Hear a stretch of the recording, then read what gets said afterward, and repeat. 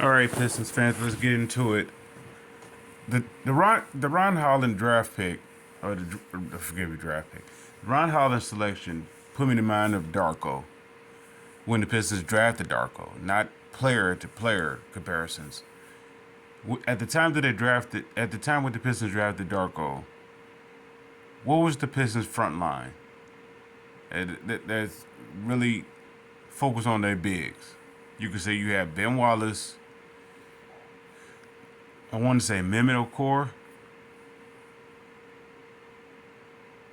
and Zeljko Rabatra, I believe.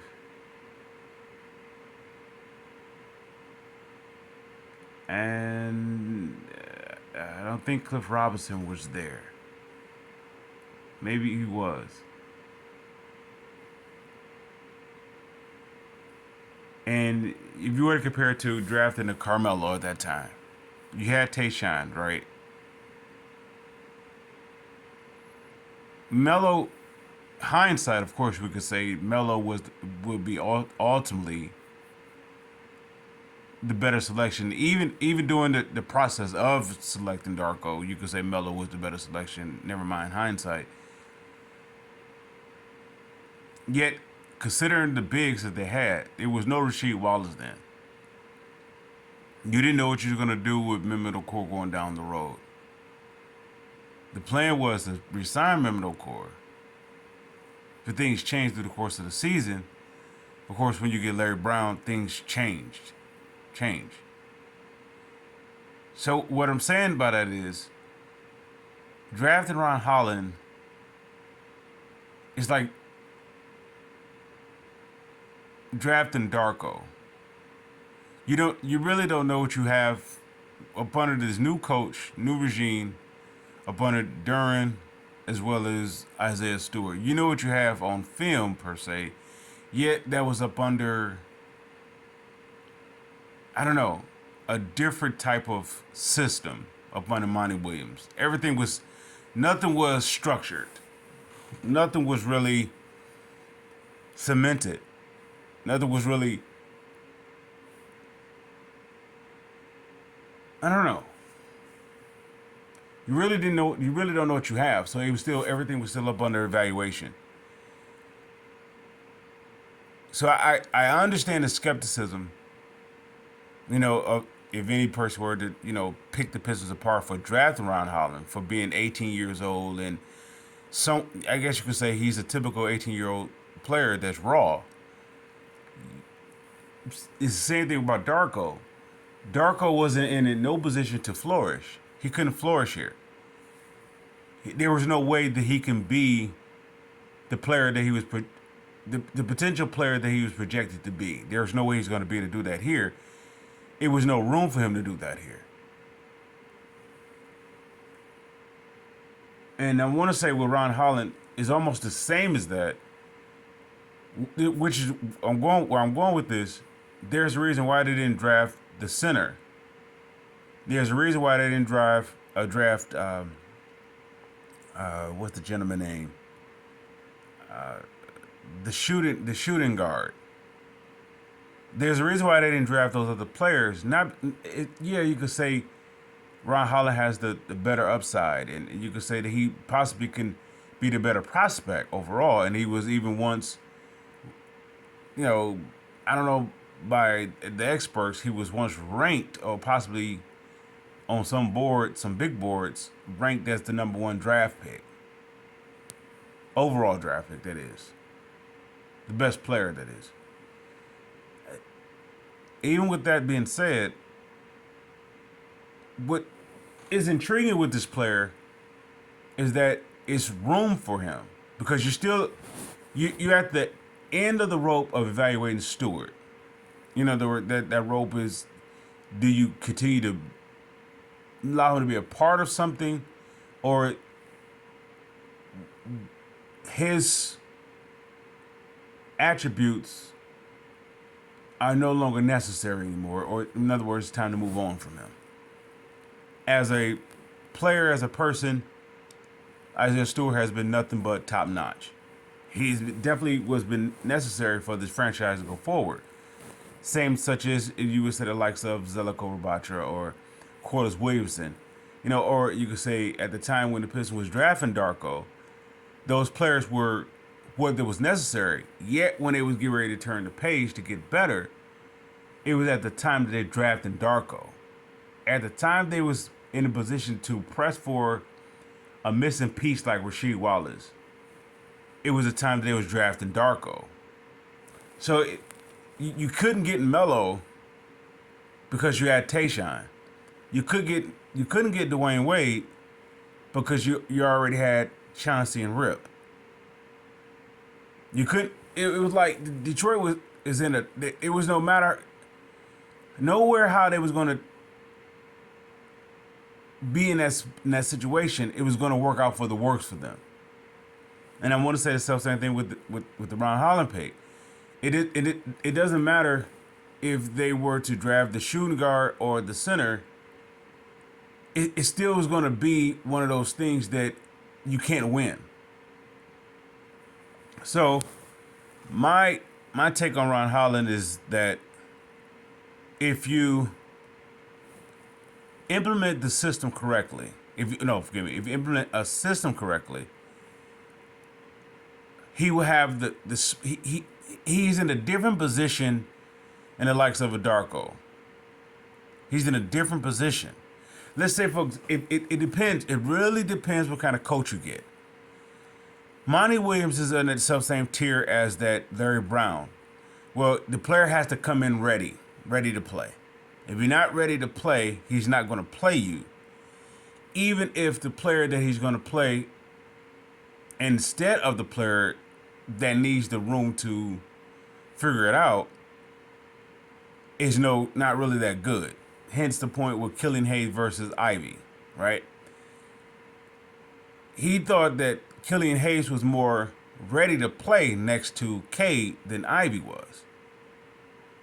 Even when they switched in Ivy for Killian, you saw the results really wasn't that much better. So Monty Williams was on to something because he's a systematic coach. If the Pistons get a systematic coach like that, it's going to be really tough for Ron Holland to play. It's going to be tough for Asar to play. They have to get a very flexible, versatile, imaginative, creative type of coach.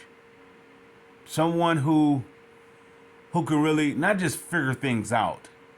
It's not going to be a quick fix with the Pistons. This is going to be establishing the foundation is going to be different than how the Lions did it. The reason for it is before Dan Campbell and Brad Holmes took over. Let me rephrase that. Before Brad Holmes and Dan Campbell took over, that offensive line was already being established up under Patricia. It was already being established. And by the time that Brad Holmes and Dan Campbell took over, the offensive line was ready to go. Ragnow was already a Pro Bowler. By the time that the new regime took over, that offensive line was ready to go. They were just missing one piece. They was missing their Rasheed Wallace. The offensive line was just missing their Rasheed Wallace. And when they drafted Penei Sewell, it just took off. That the Lions organization took off because they had something to build off of. Now, there's one thing that, in comparison to the Pistons don't have that quite yet. They're still trying to. They was in the process going through that with the likes of the Troy Weaver regime. They was trying to establish that nothing just wouldn't fit. It wasn't that it was bad player evaluation. It was a bad chemistry overall between the organization as a whole. There was nothing really. It's interesting. There's one thing if you could say many things about the Quinn Patricia era. It was like they started from day one. You're going to do it this way, even if it's going to go, even if the process was going through a lot of losing. They had to break the mold of how to stop being average. They had to break that. And it came at the cost of losing a Darius Slay. It came at the cost of losing a Quandre Diggs. It came at a cost of losing some of these players that were considered your mainstays. But those mainstays was like 9-7. And look what happened when they finally let go of those players. Okay, Quinn and Patricia was fired. Yet when Brad Holmes and Dan Campbell took over, where was Quandre Diggs and Darius Slay then? What I'm saying is that what Quinn and Patricia was establishing would start to flourish, which was that offensive line. So Monty Williams, and they say Troy Weaver and Monty Williams was a bad mix. They couldn't establish anything. They couldn't get rid of what Stan Van Gundy put in place. Because Stan Van Gundy brought in, he had to wear two hats. And he was basically going up against himself. So in other words, what Stan Van Gundy was doing was almost the equivalence of what Troy Weaver and Monty Williams was going through. It was like the office. How can we say that? The management position was dealing with the employee, and it was like they was clashing. Stan Van Gundy was clashing with himself, and it was weird. So by Trajan doing this by himself, he may be CEO, but he's pretty much doing this by himself. They do have. Let me rephrase that. They do have a head coach. It just haven't been announced yet. That goes to the self-same line of the Ron Holland pick. Everything has to be put in place to allow it to be announced. The structuring of the part of the upper management, the management has to be in place, which they are filling in or checking off those boxes. So now, any day they're gonna have the coach, but the coaches that they have been evaluating is like the coach that is selling to them what I can do with this team. But at the same time, they're saying that we're not going to put all the pressure on you to try to fix this. We're going to help you fix this. So when they bring in the shooting coach specialist, he's going to help the head coach make this a easier transition. They just cannot get a systematic coach. They cannot get a guy who is arrogant or let's say arrogant, who is stuck in his ways. That it's not that you have to be flexible for this youth movement or how the current game is being played. You just have to be innovative. You just really have to be creative with a young team. Why? Because they're full of energy. And they would get bored really fast. And that locker room would turn against you very quickly. So this organization is in a weird situation because nothing is established. There's still so many question marks. You don't know what you have even with Cade, you know what you have as an individual player, yet you don't know what you have with Cade with everybody else. The only setback that Troy Weaver had is that none of the players, well, let's say it this way. When they brought in Monty Williams, it wasn't that he was a bad coach. It was just a bad fit. It was just a bad fit.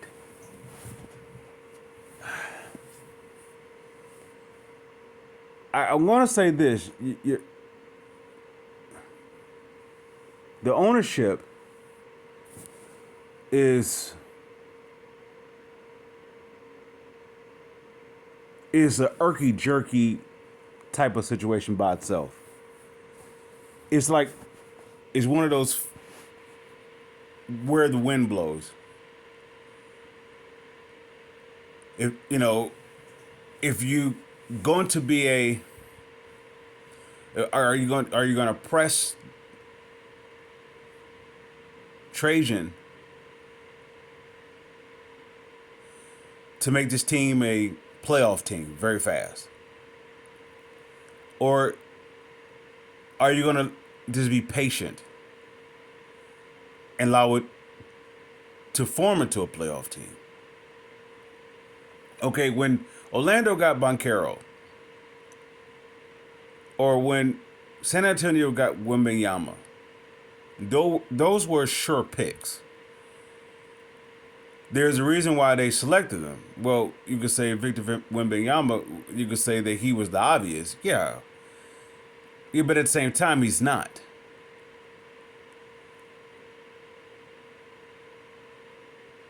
When it comes to a young player, you don't know how they're going to fit in your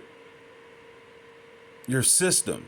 And what I mean by that is like they're coming from another location. They're coming from this. They're coming from where they're coming from. Are they going to be able to fit where you are, where you've been, and where you're going?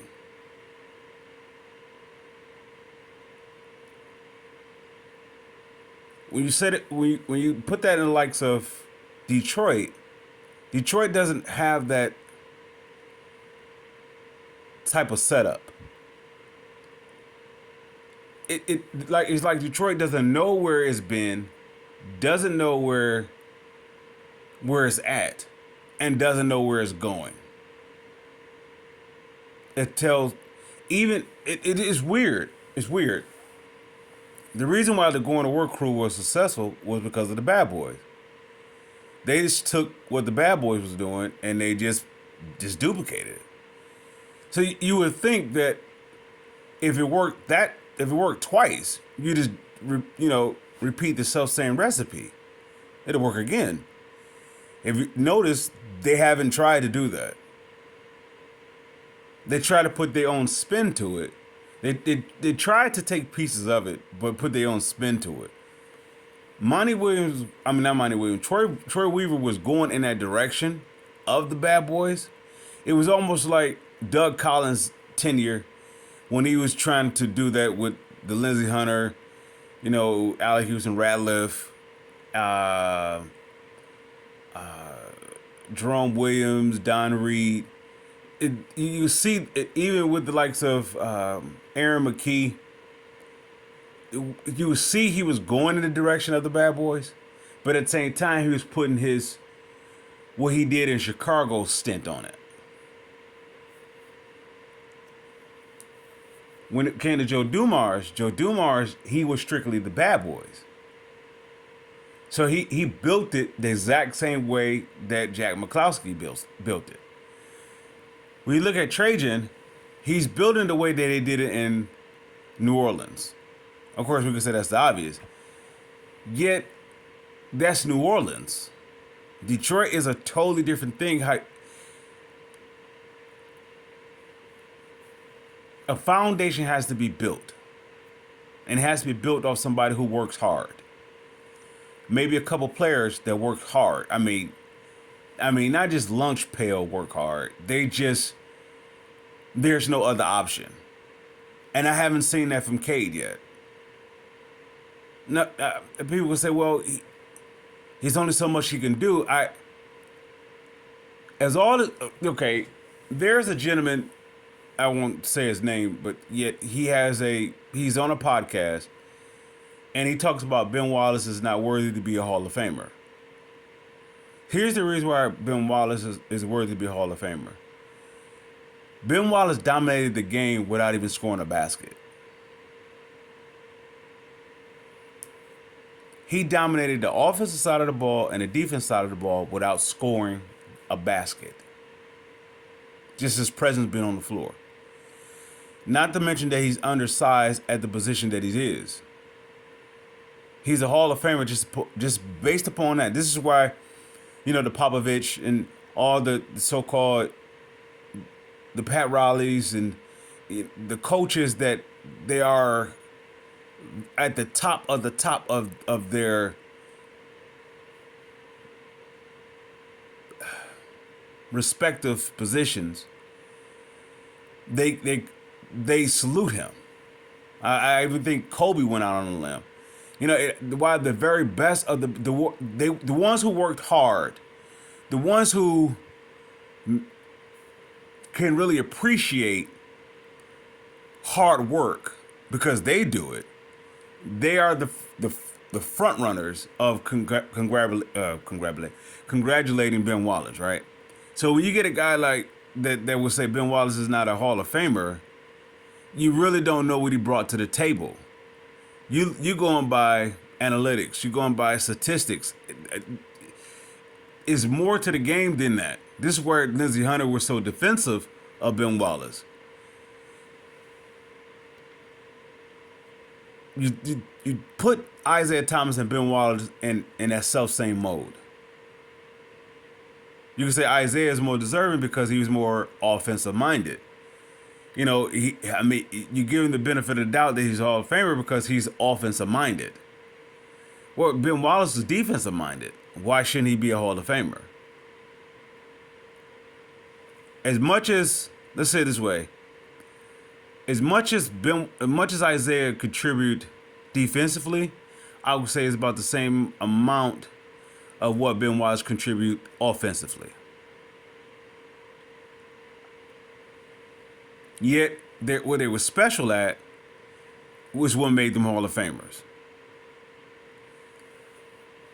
I say that to say that until the Pistons find that guy, Cade, you really don't know what you get in Cade Cunningham. You don't know what you get.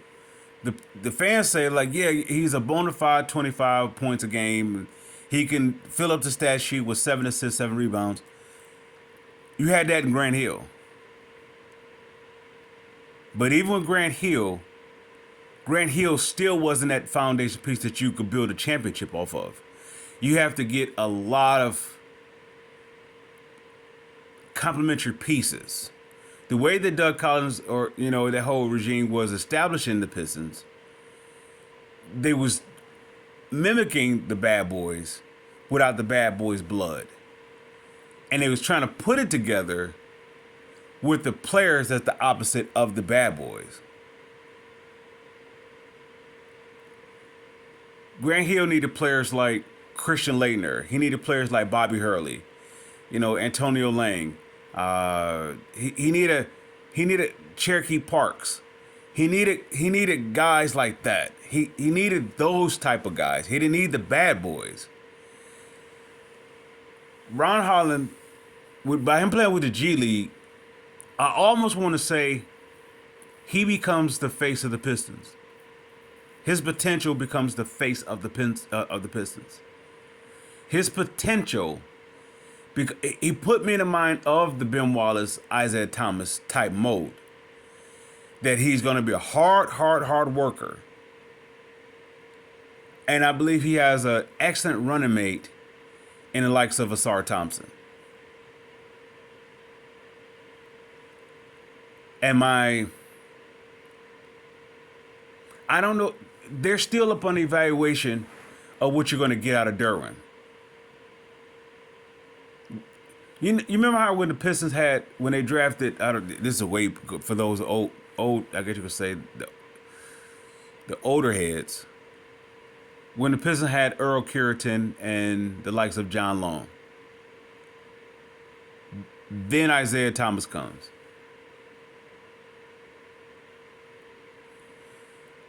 You kept John Long, but you let go of Earl Cureton. Then eventually you let go of John Long. Why? Because you brought in the likes of Joe Dumars and Vinnie Johnson. I said it to say that about where the Pistons are with Duren and Isaiah Stewart.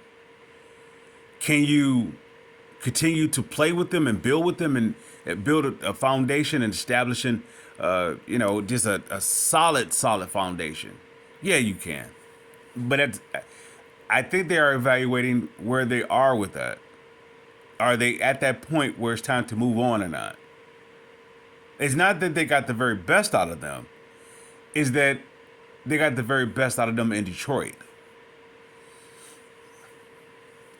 So when you're drafting a Ron Holland, it puts you in that Darko situation. It give you enough time. What Joe Dumars was a vision. By the time that Darko was to mature and to be ready to step in and be the face of the franchise, the going to work crew that was assembled will be passing on. You know, they'll be going in the sunset. I mean, if, you know, they will be walking off. The only problem with that was Larry Brown wasn't the right fit for Darko. Darko still wanted to be young and goofy. Larry Brown was in no nonsense. So was the Pistons at that time. They had their eyes set on winning. They had no time for it. The difference is with this current situation, it's slightly. I want to say it's the same, but it's slightly. Let's say the possibility of being different would be of the head coach that they bring in here. If they bring in a Larry Brown-esque type coach, like Monty Williams was, it's gonna stunt the growth. It's not to say that Monty Williams was a bad coach; it was just a bad fit. So that goes to the meddling, or the accuse or the accusation of meddling by Tom Gores of bringing in Monty Williams. He did that near jerk reaction when the Pistons was establishing something. When they brought in Tobias Harris, what was the gentleman name? Was not Grant Williams. What was it? He came from Boston. He was a guard, and they traded him, Tobias Harris, and a few other players to get Blake Griffin because the ownership wanted to win now. Yet your team was in a position to win now. So it's going to set you back for a quick whiff of what you want. It's going to take you steps back. If the Pistons do it right, they don't have to go that direction. If they get a guy whose system is flexible, in other words, is understanding that he's dealing with youth and know how to handle dealing with youth. At the same time, the system is matured enough to go forward or to mature the youth. If you guys get what I'm saying.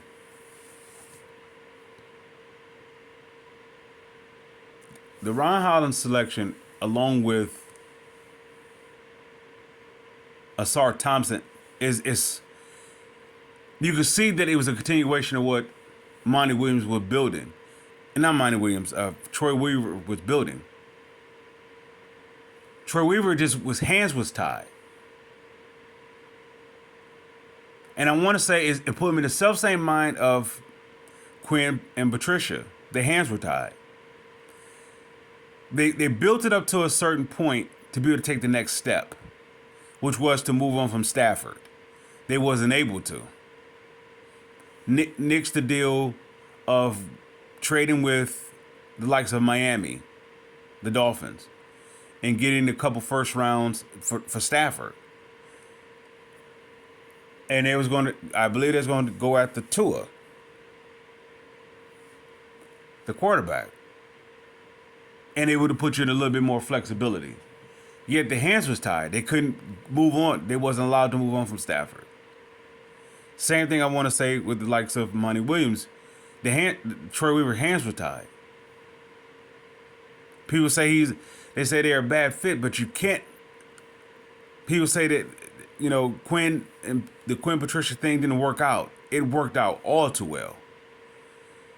There's absolutely they say the fans will say, well, the reason why the Lions are successful is because of Dan Campbell and, Brad Holmes. That's not the reason why they're successful.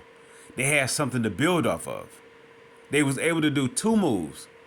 They were able to finish the job that was started in the offensive line by adding one piece. They was in position to do so by the likes of them losing, which was part of the rebuild. You have to lose to rebuild. And to rebuild the right way, you have to lose, like, I don't want to say in the worst way. And number two, they was able to get rid of Stafford. As much as, or I could say, as solid as Stafford is alleged to be, there was only so much. Everything has to be how the Los Angeles Rams was built. It was made for Stafford. The Lions couldn't build it that way. Nothing. It was impossible because they was getting from up under what Matt Millen did. It was impossible to build it the way that the Rams was built to complement Stafford. It was no way it was going to be. The only shot they had like that is when they had Dwayne Casey, not Dwayne Casey, Cardwell, and that whole time you could say that. What's his name? Is it Fisher? Not Fisher. What's his name? The coach that they had before Cardwell. He was establishing that with the likes of the Java Best, the Calvin Johnsons.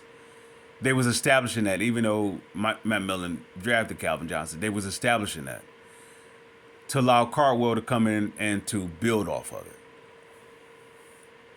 So this hire with the head coach, the guy who they are evaluating now, had to be on the front line already saying, give me Ron Holland. Otherwise, it's a disaster. It's going to be a disaster. They have to have the head coach, quote, off the record, so to speak, talking about Ron Holland. They have to be. Otherwise, it's going to be a disaster. Because if you try to, there's one or two things that you're doing. Either you're saying Ron Holland is the future, that means Cade is going to leave, or you're saying you already have your idea of who your head coach is. Otherwise, it's another one of those knee-jerk reactions. It is another one of those things that constantly keep stopping this team from progressing. Because now the coach, if the coach is not a part of the Ron Holland choosing, you're asking this head coach to be something that he's not already. Same thing such what you was doing with Monty Williams.